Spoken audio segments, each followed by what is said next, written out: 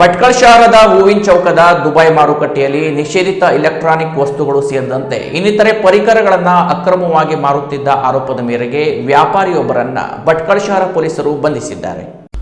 ಭಟ್ಕಳ ಶಹರದ ಹೂವಿನ ಚೌಕ ಹತ್ತಿರ ದುಬೈ ಮಾರ್ಕೆಟ್ನಲ್ಲಿ ಆರೋಪಿತನ ಅಂಗಡಿಯಲ್ಲಿ ಸುಮಾರು 1,38,500 ರೂಪಾಯಿ ಮೌಲ್ಯದ ನಿಗದಿತ ಎಲೆಕ್ಟ್ರಾನಿಕ್ ಸಿಗರೆಟ್ ಮತ್ತು ನಿಕೋಟಿನ್ ವೇಬ್ಸ್ ವಶಕ್ಕೆ ಪಡೆಯಲಾಗಿದೆ ಹಾಗೂ ಮಾರಾಟಗಾರನನ್ನು ಬಂಧಿಸಲಾಗಿದೆ.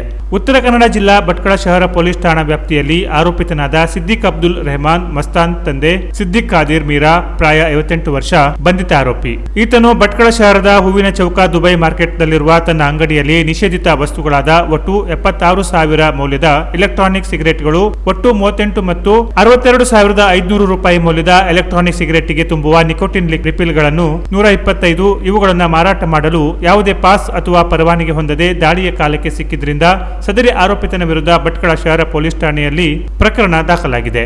ಈ ಕಾರ್ಯಾಚರಣೆಯನ್ನ ಮಾನ್ಯ ಪೊಲೀಸ್ ಉಪಾಧೀಕ್ಷರು ಮಹೇಶ್ ಎಂಕೆ ಅವರ ಮಾರ್ಗದರ್ಶನದಲ್ಲಿ ಭಟ್ಕಳ ಶಹರ ಪೊಲೀಸ್ ಠಾಣೆಯ police inspector Shri Diwakar PM ಅವರ ನೇತೃತ್ವದಲ್ಲಿ ಮತ್ತು ನವೀನ್ ನಾಯ್ಕ್ ಪಿಎಸ್ಐ ಮತ್ತು ಸಿಬ್ಬಂದಿಯವರಾದ ಸಿಎಚ್ಸಿ ಉದಯ್ ನಾಯ್ಕ್ ಮತ್ತು ದೀಪಕ್ ನಾಯ್ಕ್, ಸಿಪಿಸಿ ಮಹಾಂತೇಶ್ ಹಿರೇಮಠ, ಕಾಶಿನಾಥ್ ಕೋಟಗೋಣಸಿ, ಸುರೇಶ್ ಮರಾಠಿ, ಜಗದೀಶ್ ನಾಯ್ಕ್, ರೇವಣಸಿದ್ದಪ್ಪ ಮಾಗಿಯವರು ಕಾರ್ಯಾಚರಣೆಯಲ್ಲಿ ಪಾಲ್ಗೊಂಡಿದ್ದರು.